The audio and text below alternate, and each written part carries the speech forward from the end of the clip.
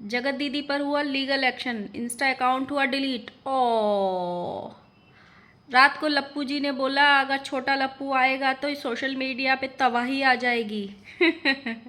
Oh really. उधर सरिता जेटू दरकची ने क्यों की वही वीडियो दोबारा अपलोड, क्या ये कंट्रोवर्सी को शांत नहीं होना देना चाहते? So hello guys, Radhe Radhe, स्वागत है एक और नए वीडियो में। आई होप सब अच्छे होंगे, मस्त होंगे।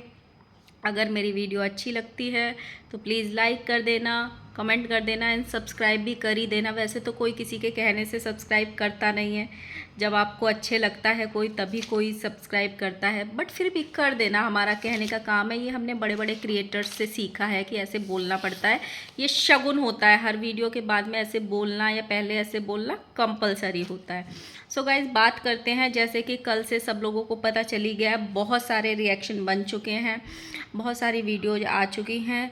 जो जगत दीदी हैं उनका जो इंस्टाग्राम अकाउंट है 1.3 मिलियन वाला, वो हो चुका है गायब और डिलीट और सस्पेंड और टर्मिनेट, इन चारों में से कुछ भी हो सकता है।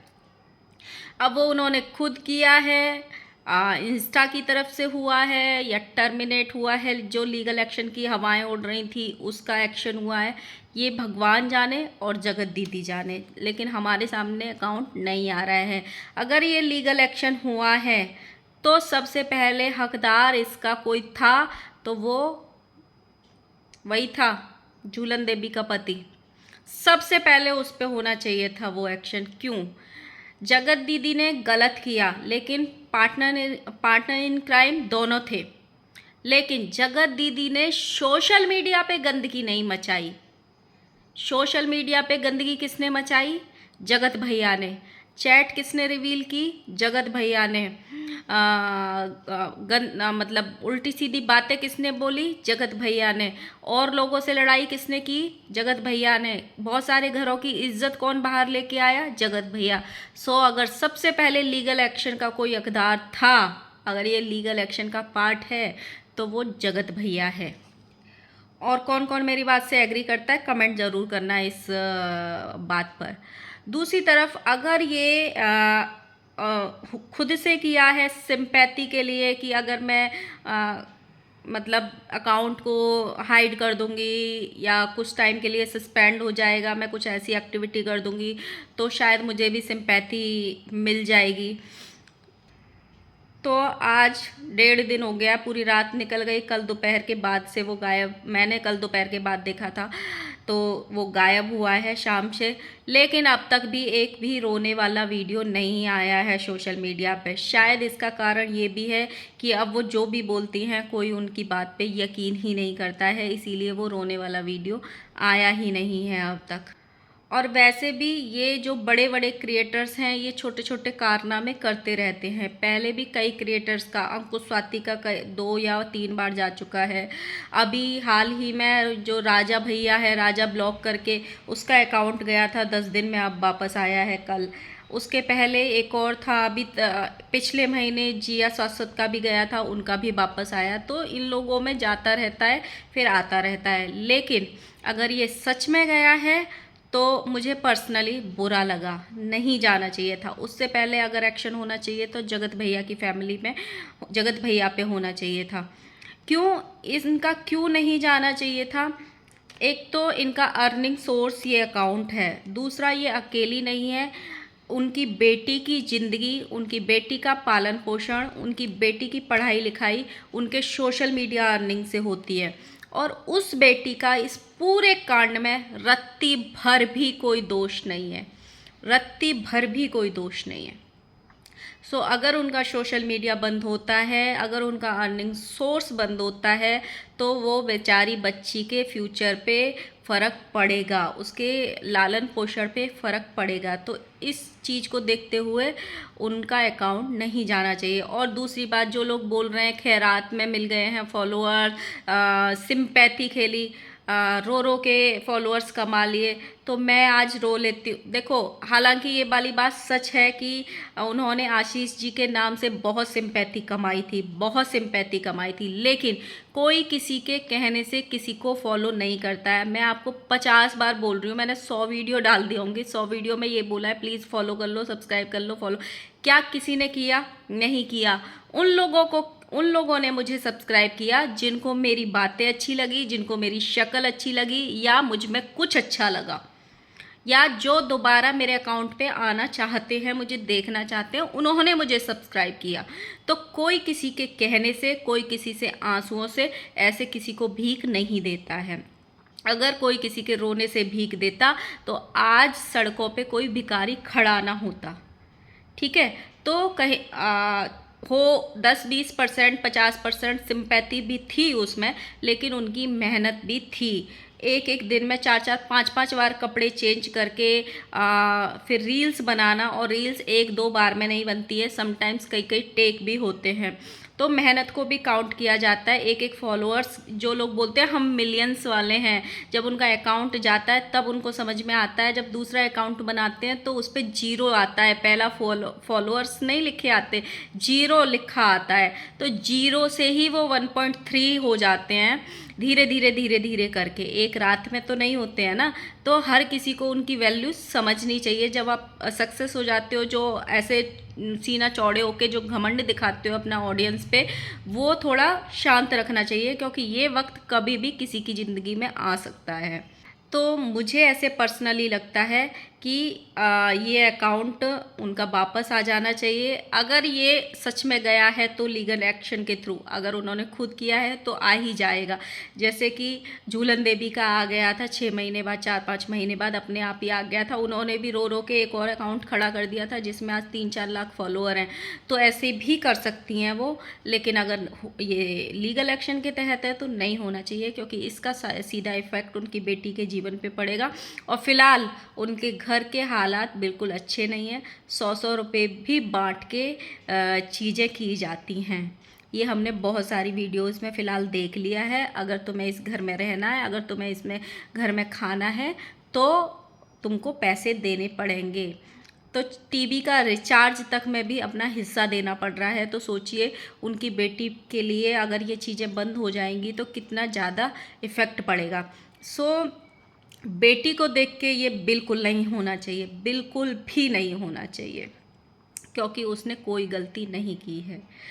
दूसरी तरफ बात करेंगे जगत भैया की और झूलन देवी की। रात में लाइव आए थे जिसमें बोल रहे थे, लोग कमेंट कर रहे थे कि छोटा लप्पू लेके आओ, छोटा लप्पू। कोई कह रहा था बुआ बनाओ, कोई कह रहा था मामी बनाओ। देखो मामी नहीं, सॉरी मौसी बनाओ। तो बुआ बनने से पहले तो 100 बार सोच लेना भाई।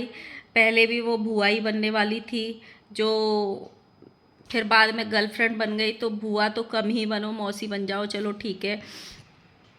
तो लप्पू जी बोल रहे थे उसमें कि सोचो मैं ही नहीं झेल पा रहा है, दुनिया में कोई नहीं झेल पा रही है, मुझसे ही इतना परेशान है।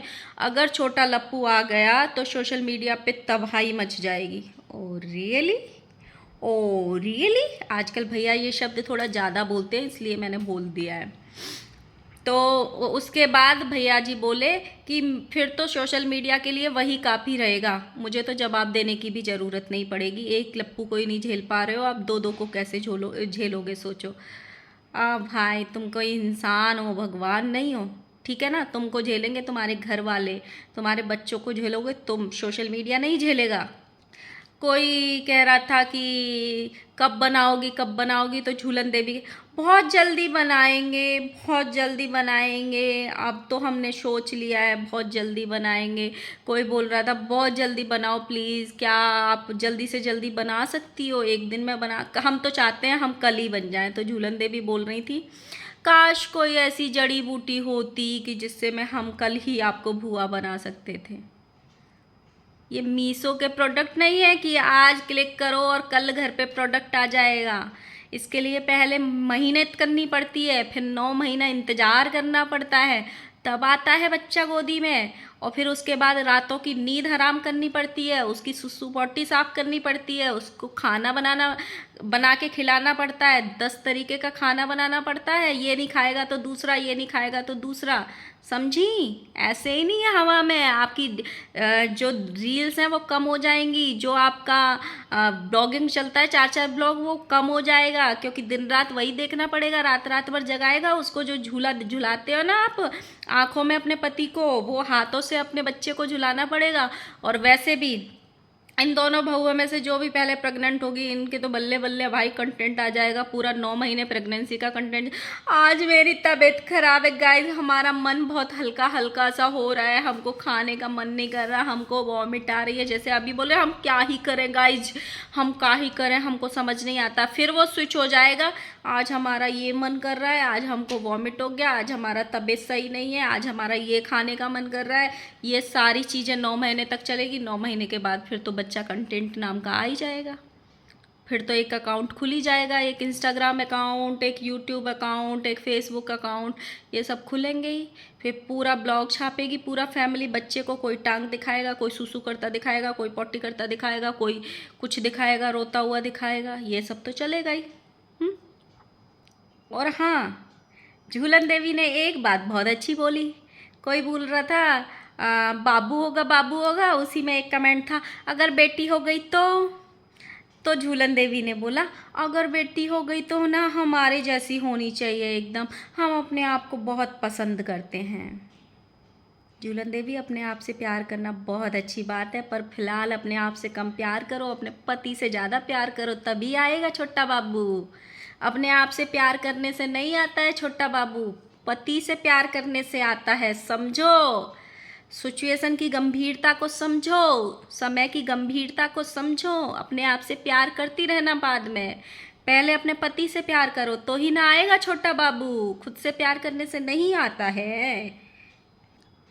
और गाइस, कौन सा ऐसा चैनल है भाई जिसने जगत भैया की कोई चैट रिवील करी है? ज़रा हमें भी बताओ, हमें पता ही नहीं चला यार, हम कौन से खोपचे में रह गए। रात को जगत भैया थोड़े ताव में लाइव आए थे, तो स्टार्टिंग में उन्होंने बोला किसी चैनल ने मेरी कोई चैट रिवील कर दी है, ये इलीगल है, इस पे एक्शन भी हो सकता है। और बात कौन कर रहा है? ये झूलन देवी का पति, जिसने पूरे सोशल मीडिया पे चैट दिखा दी, दूसरों के घर की इज्जत नीलाम कर दी, सब कुछ कर दिया, यहाँ तक कि अपना लाल कच्छा भी दिखा दिया। वो बात कर रहा है कि मेरी चैट दिखानी इलीगल है। सोशल मीडिया को तो ये आपने ही सिखाया है लप्पू भैया, कि अगर आप किसी से नफरत करने लग जाओ, कोई आपकी बात ना माने, कोई आपको अगर आप किसी से प्यार करते हो वो आपको प्यार ना करे तो उसकी धज्जियाँ उड़ा दो। ये तो सोशल मीडिया ने आपसे सीखा है, तो इलीगल कैसे? मतलब आप करो तो सही, दूसरा करे तो गलत? हाँ, आप करो तो रासलीला, दूसरा करे तो करेक्टर ढीला, ऐसे थोड़ी चलेगा लप्पू भैया। हाँ, माना कि आप दिमाग वाले हो, पर थोड़ा सा तो दिमाग जनता में भी है।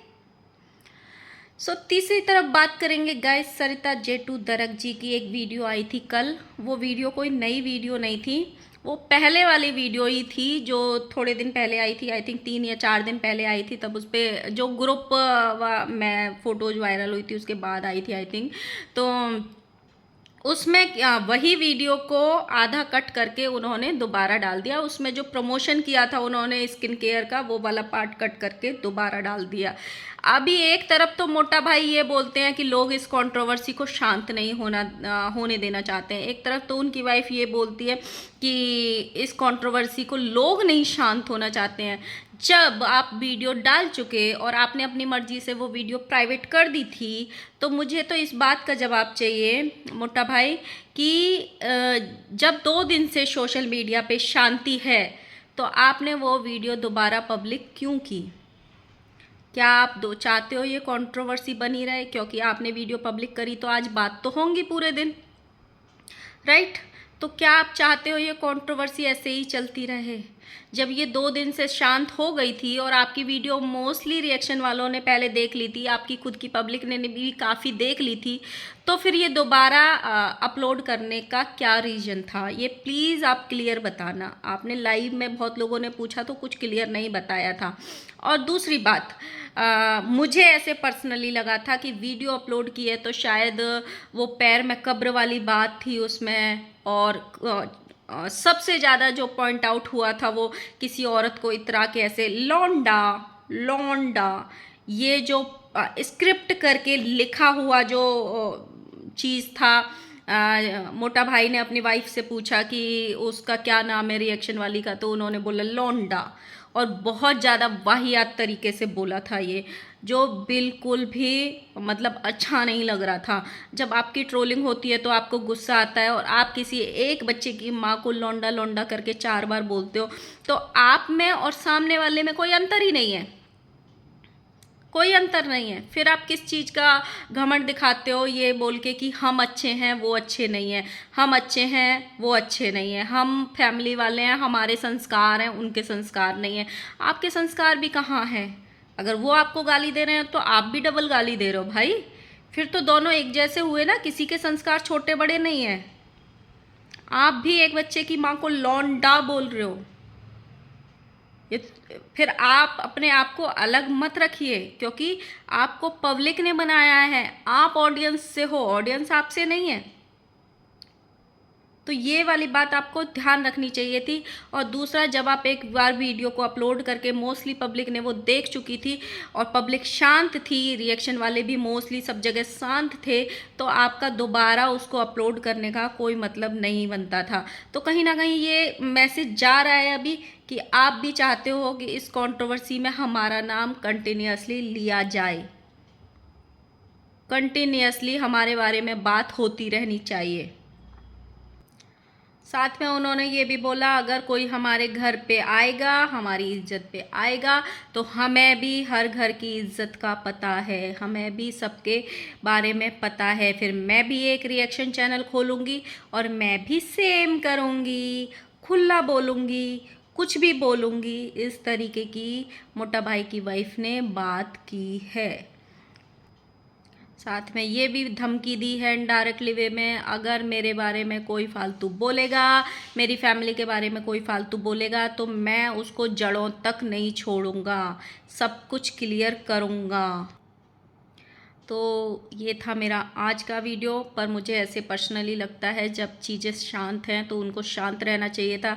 एक तरफ तो आप बात करते हो कि रिएक्शन वाले शांत नहीं होने दे रहे, मुझे नहीं लगता 2 दिन में पिछले 2 दिन में रिएक्शन वालों ने कोई भी आपके बारे में बात की है या आपको लेकर बात की है, तो आपने ये वीडियो क्यों अपलोड की? तो कहीं ना कहीं आप भी ये चाहते हो कि आपकी ट्रोलिंग होती रहे, आपके बारे में बात होते रहे, क्योंकि आप भी कहीं ना कहीं इस कंट्रोवर्सी का हिस्सा बना रहना चाहते हो, इसीलिए शायद आपने वो वीडियो दोबारा लाइव कर दी। सो मिलते हैं नेक्स्ट वीडियो के साथ में। ये था मेरा आज का एक मेरा पॉइंट ऑफ व्यू। अगर अच्छा लगे तो प्लीज़ लाइक करना, कमेंट करना और सब्सक्राइब भी कर ही देना। Bye bye.